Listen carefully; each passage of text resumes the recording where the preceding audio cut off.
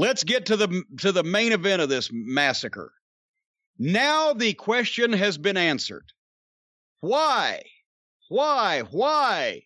did Cody go 20 minutes with Whorehouse and Jelly and all the rest of these schlubs? Because he can't whip anybody.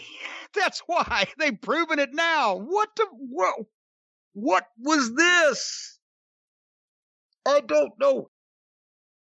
This was so wrong on so many levels. Yes, if Cody, and we've been talking about this, if Cody had been dominant over all of these middle card schlubs and outlaw guys that they'd brought in, this would have been shocking. But since guys half his size have taken him 20 minutes, it wasn't that shocking. If any other heel in the business, in any company, was given this push, even Lance Archer in their own company, instead of the most boring big man in the history of wrestling, he would have gotten over. But you can't get boring Brodie over. It's not going to fucking happen.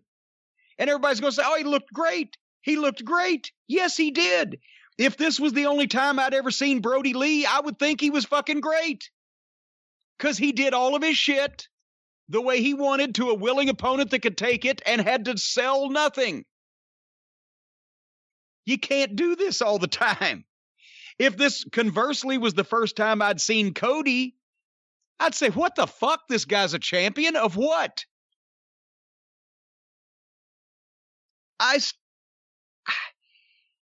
Brodie Lee still can't talk. He proved that at the end of the show. He's still going to have a fucking match with somebody. Most people aren't going to be as good as Cody, and he's not going to be allowed to just steamroller everybody. If he is, they're going to have a bunch of fucking dead talent at the end of it. So they put this much time and effort. It's at this point, it's just to not to prove everybody wrong, because there's no proof here. It's to say fuck you to everybody that says from the start that the Dork Order is a goddamn bullshit bunch of idiots, and that we made a huge mistake with Brodie Lee because he's a boring, fucking nothing happening, non-personality, fucking big schlub. So since all those things have been obvious for the past 9 months, we're going to deny them and push this thing harder. Is that what you got out of this? I certainly think they're doubling down on the Dark Order big time, and that isn't necessarily what I would be doing. And we've put over in the past how I always think Cody's matches are the best put together. They make the most sense.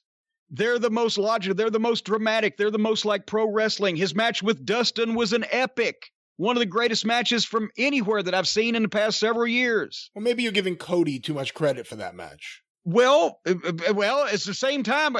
You just said Dustin looks like $1 million every time I see him, but Cody. I think what it is Cody is trying to book like Dusty, but he doesn't have access to the talent Dusty had access to, and he's not as good at picking it. Because he's not as good at booking as Dusty was at his best. No, and it's not fair to, think that anybody should be. He's booking like Dusty Rhodes 1988. Well, yeah, it's true. And Dusty had already been booking for fucking 10 or 12 years before that. But this didn't make anybody you've got to pick, not only do the right things, but you got to pick the right talent. And I'm sorry. I apologize to anybody that thinks that Brodie Lee's ever going to get over. I'm sorry. I apologize in having to tell you that no, it's not going to fucking happen. This guy is never going to be a major wrestling star in any other company but this one. And so it was just a slaughter. Are they switching Cody heel? Is he going to be upset about this? Are they going to try to explain it like it's a mental thing? And he's going to blow off Arn? I don't fucking know. I'm sure there's a goddamn soap opera behind this. Did you ever see Rocky 3? Yes, I did. I saw all the Rockies. Well, that was what I was thinking here, where Rocky got overconfident, got in there with Mr. T, a young, hungry guy, destroyed Rocky. Rocky's manager has a heart attack and dies. Well, Arn, stay home. Rocky has to reinvent himself. He's gotten too cocky. He's resting on his laurels. He needs to pick himself up, train with someone new, and then get his big rematch. Okay, and that, okay, that might even be okay to rehabilitate Cody out of this. But it's just such a crime to give somebody a push like this and a match like that with a guy that is over for that viewing audience, etc., like Cody, etc., and it be Brodie fucking Lee. Just a waste. Just a waste. So anyway, in case anybody doesn't know, Brodie Lee just opened up. They opened up fighting, and Cody opened up hot, and Brodie stopped him and just beat the piss out of him and beat him flat. 1, 2, 3. Flat as a plate full of piss. And then, as he beat him and was standing there and brought all the dork order in, they went further with it, and they took Cody out on a stretcher. JR forgot where he was and said to a medical facility. Here is where, did you notice, they did the ambulance bit right, or at least you didn't see the ambulance, but the stretcher. They had a real doctor. They took the time. It was real reactions. It was things you would legitimately do, putting somebody on a stretcher and wheeling them out of there. This was done perfectly. The most well-done stretcher bit, realistic and not bullshit. Of course, except for the fact that people take stuff in every match now that looks way worse than what happened to Cody. But accepting that, perfect fucking stretcher job. And then the fucking heels attack Arn gently. Because Arn has the bad neck, and nobody wants to be responsible for hurting Arn. So they did what they could do with Arn physically. And then they fucking bring Cody out and turn the stretcher over and dump him off on the stage. And then they drag Dustin and QT Marshall out too. Guess who we're missing? Brandy had to come out on her own to cover her husband. And then they have the dork order girl choke her out. If there was a crowd there, that would have gotten the biggest pop of the night. Yes, they would have turned them babyface. Yeah. Yeah. As soon as Anna Jay put her in the chokehold, the place would have gone nuts. Absolutely berserk. But they went to these lengths. If they had talent, if they had a legitimate talent group or a squad or a team or a faction or whatever they're calling them these days, if they had 2 or 3 or 4 legitimate talents in a group and they did this, it would be a memorable angle. It would be something people would talk about. They did all the right things to get heels over, except have heels that can get over. This fucking jack-off looking group of job guys and minute, tiny, fucking interchangeable white kids in black masks with this black hole of charisma as a leader. This was all wasted because of who it was done with. And then while they were hooking Cody up on the stretcher, Brodie Lee had all the time in the world to cut a fucking promo. And what he did was he brought us back to reality. Unfocused, killing time, stopping and starting, bland yelling with no fucking... He repeated himself. He repeated himself and hardly said anything and repeated it anyway. You're exactly right. Can you imagine if that had been 1986 and that had been Dusty laying there instead of Cody and that was one of the horsemen? They wouldn't have fucking shut up until Cody was almost in the fucking ambulance and they were like, oh shit, I got to go turn him over. They would have I would have taken advantage of the fucking time. I would have told everybody in the goddamn world what they could do and how to do it. And how many times to spin on top of it before they shoved it all the way in. This fucking big goof is walking around trying to think of something to say. But Dusty would have been attacked by the Horsemen, not by Paul Jones's army. Well, that's what I'm saying. Yeah. You did all this shit to get somebody over, and you picked probably the only people that it was completely impossible to get over. Even in this company, there'd be a way to get almost anybody over, except for Jelly and fucking, a few of the fucking lesser lights. But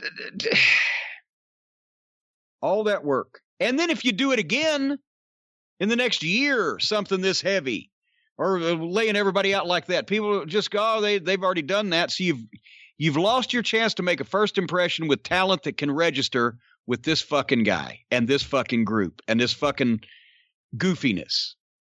So there's that show started. You know what? Hold on. I'm not tearing them today. Why not? Is that a lighter? God damn it. Stop. You're going to accidentally burn something in your office. Cut it out. It won't strike. Jimmy, it won't strike. It won't strike. If only we had a fire starting sponsor right now, it would be perfect. I can't get the fucking... I need more lighter fluid. You know what that was from? Jimmy, it won't strike. I've told you that story. Well, no, what is that? The Iron Sheik. Oh, that's right. In Evansville was supposed to burn Lawler. Was supposed to throw the fireball at him, and they'd already cut the promos for the following week when they were come back, where Lawler talked about the way you burned my face last Wednesday night, right? They got all the heels are holding Lawler, and Jimmy Hart's like, burn him, and Sheik has the fucking lighter got wet. He's like, Jimmy, it won't to strike. It won't to strike. So they couldn't do the fucking fireball. So he basically fucking just stuck the bick in Lawler's face and like struck it several times, and Lawler sold like he was being burned in individual places. This show, it won't strike, Jimmy. It won't strike. What'd you think of that last one? I thought that was the highlight of the show, quite frankly. I agree with you. Brodie Lee has not shown me really much of anything since he's been in AEW. He looked good here because he got to do all his shit to somebody that could take it. But otherwise, fuck, I could have done that. I gotta be honest, you and I disagree about Cody and Cody's abilities in the ring and what he brings to the table. I'm starting to lean over to your side of the fence. Well, we'll see about that. But I thought this was really good. It was impactful. What? I thought it was good and impactful because... Look, I disagree with pushing the Dark Order. I get you're going to, because the Young Bucks created it. And I don't like the Dark Order. I think the Dark Order is garbage. I think having Brodie Lee with a sea of jobbers is a bad idea, other than Anna Jay. But I thought this was an impactful angle. We'll see where they go with it. They destroyed the Nightmare family.